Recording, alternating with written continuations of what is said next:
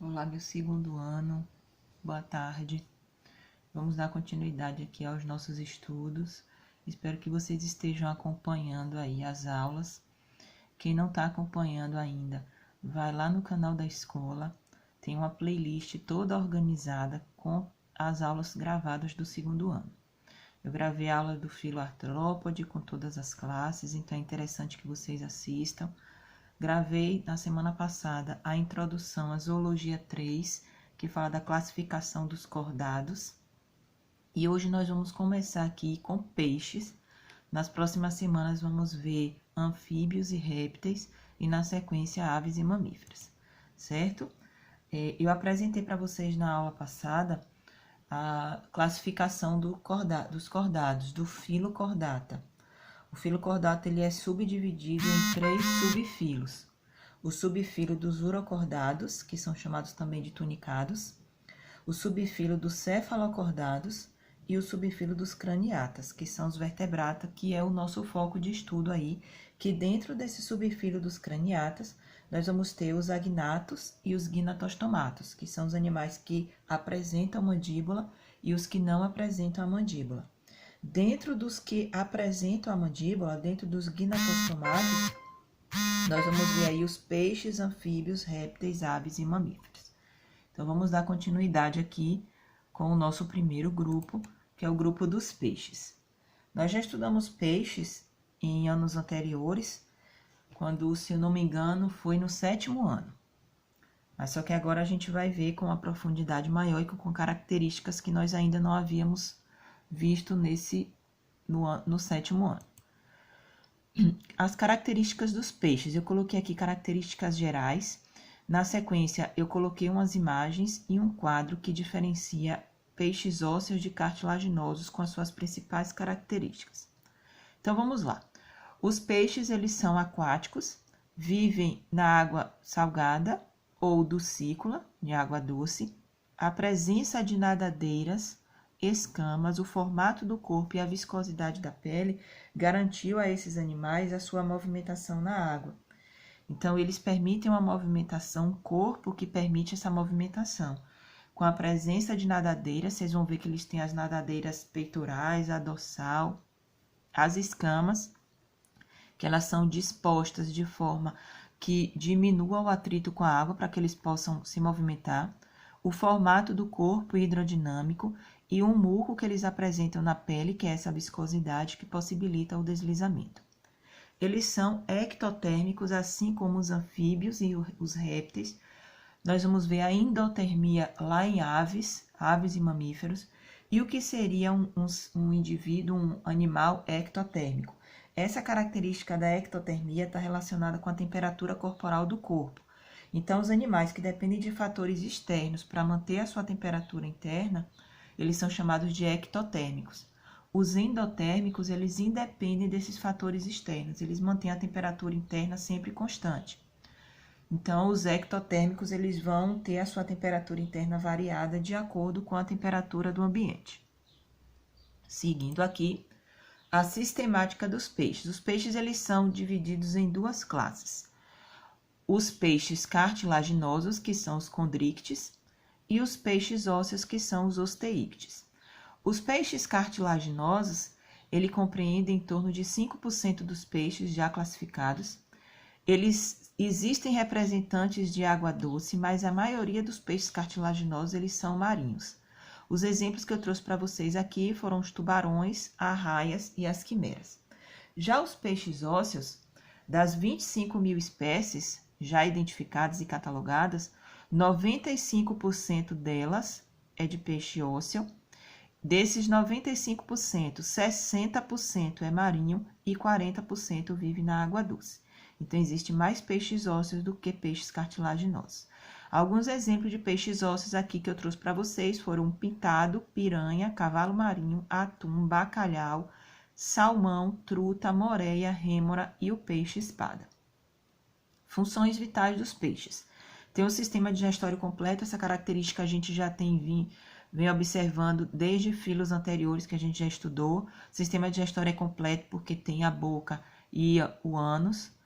A diferença da boca A localização da boca do peixe cartilaginoso é diferente da do peixe ósseo. A boca do peixe cartilaginoso, ela é ventral e apresenta várias fileiras de dentes.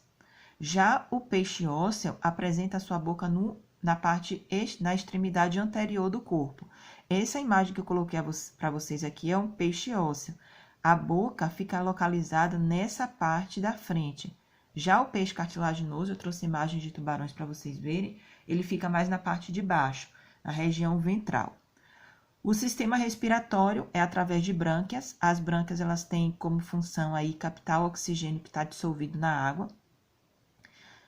A circulação da água, ela obedece uma sequência de estruturas, ela entra pela boca, passa pelas brânquias, por onde ocorre aí a captação do oxigênio, e sai por localidades diferentes. No peixe ósseo, a água ela vai sair pelas placas ósseas chamadas de opérculo. Como o peixe cartilaginoso, em sua grande maioria na constituição do corpo é de cartilagem, a água ela não vai sair pelo opérculo, ela vai sair pelas fendas branquiais, que são aberturas que o animal tem na lateral do corpo, que estão apresentadas aí aos pares. Vou mostrar para vocês também na imagem essas estruturas. O sistema circulatório é fechado, então o sangue ele já circula por dentro de vasos sanguíneos. O coração apresenta duas cavidades, um átrio e um ventrículo, ou seja, o sangue arterial não se mistura com o sangue venoso. O sangue rico em CO2 circula de um lado e o sangue rico em oxigênio vai circular de outro. A circulação ela é dita completa, porque não vai ocorrer essa mistura de sangue venoso. O sangue venoso é um sangue rico em CO2 e o sangue arterial é um sangue rico em oxigênio. Então, a circulação ela é dita completa porque não ocorre essa mistura de sangue, o venoso, rico em CO2, e o arterial, rico em oxigênio. A excreção ela vai ocorrer por rins mesonéfricos. Não esqueçam aqui esse nome. Só que tem uma diferença da excreção do peixe cartilaginoso para o peixe ósseo, tanto na sua excreta nitrogenada como pelo local por onde sai. No peixe cartilaginoso, a excreta nitrogenada é a ureia. Do peixe ósseo, é a amônia. No peixe cartilaginoso, a excreção é feita pela cloaca. A cloaca ela é um canal único e que ela tem exerce mais de uma função. Ela tem tanto função excretora quanto função reprodutora. A gente vai ver cloaca novamente lá em aves. Os peixes ósseos, eles, ao invés de ter a excreta nitrogenada, a ureia, eles vão liberar amônia, e eles vão liberar amônia por um orifício chamado de orifício urogenital, que o peixe cartilaginoso não apresenta. Aqui eu coloquei uma imagem para vocês verem o processo de circulação. Essa bolinha aqui é o ventrículo e essa daqui é o átrio. Percebam que o sangue arterial não se mistura com o sangue venoso. A circulação ela é dita fechada porque é dentro de vasos sanguíneos. Esse vermelhinho aqui é o sangue rico em oxigênio, é um sangue arterial. E esse azulzinho é o sangue rico em CO2, que é um sangue venoso. Percebam que eles não vão se misturar, certo? Olha a imagem que vocês têm aqui do lado, a circulação branquial, porque como eles estão na água, eles captam o oxigênio através das brânquias. Percebam que o sangue venoso não está se misturando aí com o arterial. Aqui nós temos a anatomia interna de um peixe ósseo. Observem as estruturas aqui mais importantes que a gente vai estudar. É a bexiga natatória, que é um órgão flutuador, é esse vermelhinho aqui. Ele se enche de água, de ar. Quando ele está cheio de ar, o animal flutua. Quando ele esvazia, o animal afunda. Só quem tem bexiga natatória é peixe ósseo. Peixe cartilaginoso não tem bexiga natatória. Quem auxilia esse processo de flutuação aí é um óleo que eles apresentam no fígado, que vai funcionar aí como um flutuador. Então, aqui é um peixe ósseo fêmea. A gente sabe que é fêmea porque tem o ovário. Vocês têm aqui a boca, a faringe, o fígado, que também é uma estrutura importante. O fígado é essa estrutura aqui. O coração, o cérebro, que é formado aqui pelo encéfalo, amarelinho. A brânquia, que é protegida, como é um peixe ósseo, está protegida pelo opérculo. A bexiga urinária, Então, percebam aqui as estruturas de um peixe ósseo fêmea. Olhem aqui embaixo, também é um peixe ósseo, a gente sabe que é ósseo pela presença da bexiga natatória. Aqui também é uma fêmea, isso aqui são os ovários. O coração é esse vermelhinho aqui embaixo e esse escuro aqui é o fígado. O bulbo olfatório, a gente vai ver o sistema sensorial dos peixes, eles têm a linha lateral, que auxilia como uma estrutura que capta os mecanismos, os estímulos mecânicos do ambiente. O sistema nervoso é formado por um pequeno encéfalo e uma medula espinal. A orelha interna está relacionada com o equilíbrio do animal. Eles têm uma visão desenvolvida. E o olfato é realizado por células que estão localizadas na narina.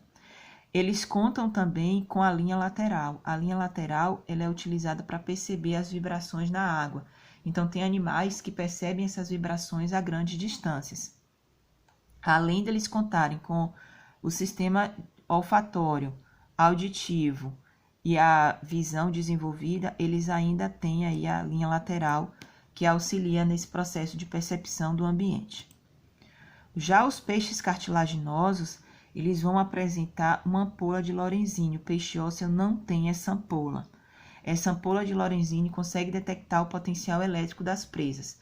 Tem animais que conseguem detectar até os batimentos cardíacos de uma presa a grandes distâncias. Então, eles percebem esses batimentos cardíacos por essas ampolas de Lorenzini e vão até onde a presa se encontra para que eles possam se alimentar.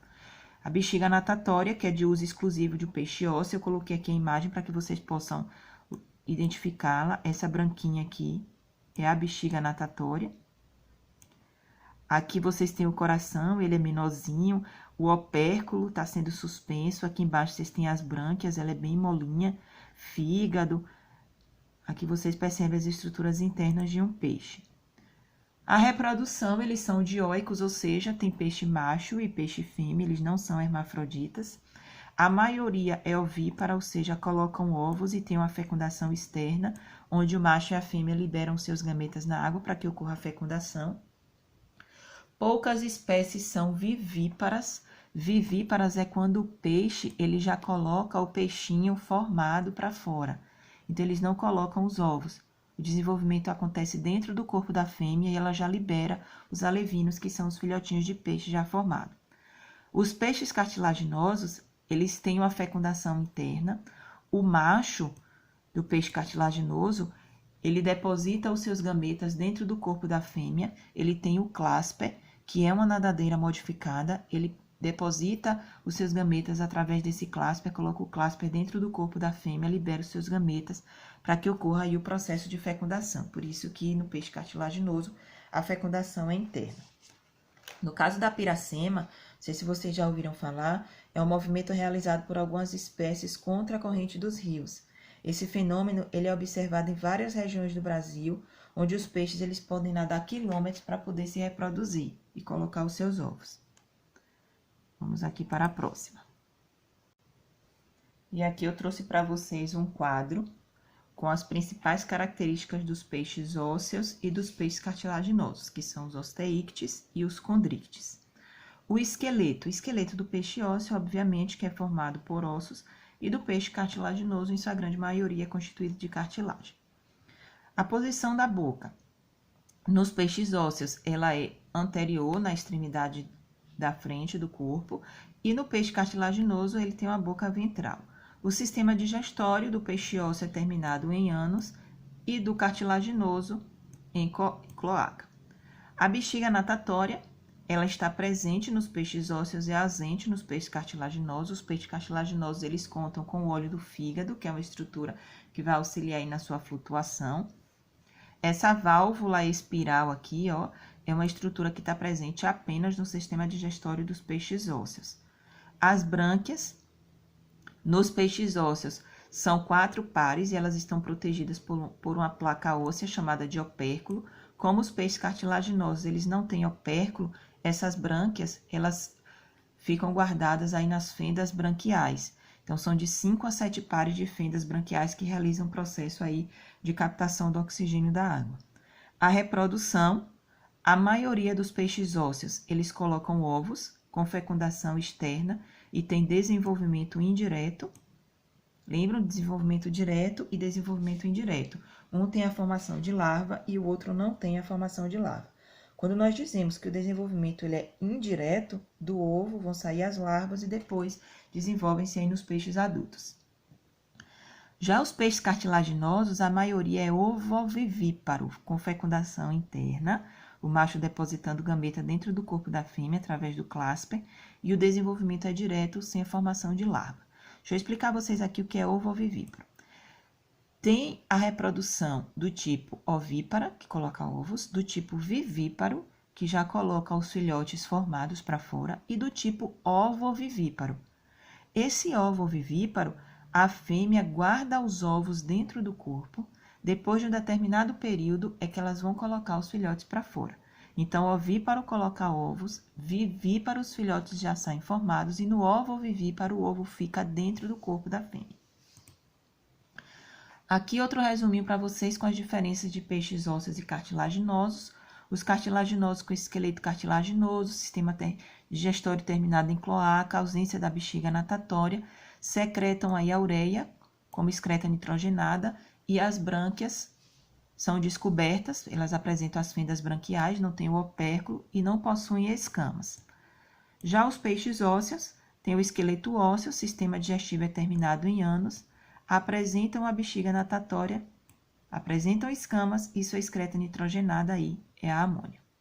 Eu trouxe aqui algumas imagens para que vocês possam observar. Olhem aqui os peixes ósseos, a localização da boca e a maior parte do corpo constituído por ossos. Aqui vocês têm a linha lateral, que é aquela estrutura que localiza o animal, é responsável por detectar o movimento, as vibrações mecânicas, o opérculo, que é a placa óssea que protege aí as brânquias, que podem estar, estão dispostas em 4 pares. Aqui esse NP são as nadadeiras peitorais, aqui a estrutura, a localização da linha lateral. Outros exemplos de peixes ósseos, estão vendo aqui mais escuro, é a linha lateral, o peixe palhaço de Procurando Nemo é um peixe ósseo. Olha a localização da boca. Aqui vocês têm as nadadeiras peitorais, as dorsais, as escamas recobrindo o corpo do animal para possibilitar a natação. Olhem aqui outro esquema com as estruturas as localizações das nadadeiras. Aqui vocês têm a dorsal, a caudal, a anal. Próximo a essa nadadeira anal tem um orifício onde eles eliminam suas excretas e as nadadeiras ventrais que estão localizadas aí em pares. E aqui a linha lateral. Aqui são as brânquias, percebam aqui, elas estão localizadas, estão dispostas em pares. E aqui são os cartilaginosos, aqui nós temos as arraias, os tubarões. Observe a localização da boca na região ventral, os dentes estão dispostos em fileiras e aqui são as fendas branquiais que podem estar dispostas em 5 a 7 pares. Olhem aqui os dentes localizados em fileiras, o tubarão que é um peixe cartilaginoso. Aqui nós temos uma piramboia. A piramboia, ela é um peixe dipinóico ou pulmonado. Ela apresenta pulmões primitivos e elas conseguem captar pequenas quantidades de oxigênio dissolvido no ar. Então, eu coloquei aqui outras imagens da piramboia para vocês verem. Essa piramboia, como eu já disse a vocês, elas conseguem captar a parte do oxigênio dissolvido no ar. Esses peixes dipinóicos, eles são ósseos, vivem em água doce e, em caso de seca, eles podem ficar enterrados no lodo em processo de dormência, ficar assim durante um determinado período de tempo, depois eles voltam aí à sua ativa. Aqui outra piramboia. É isso aí. A gente finaliza aqui a primeira parte, a primeira classe, né, do filo dos cordados, que são os peixes. Nos próximos encontros nós veremos aí anfíbios, répteis, aves e mamíferos.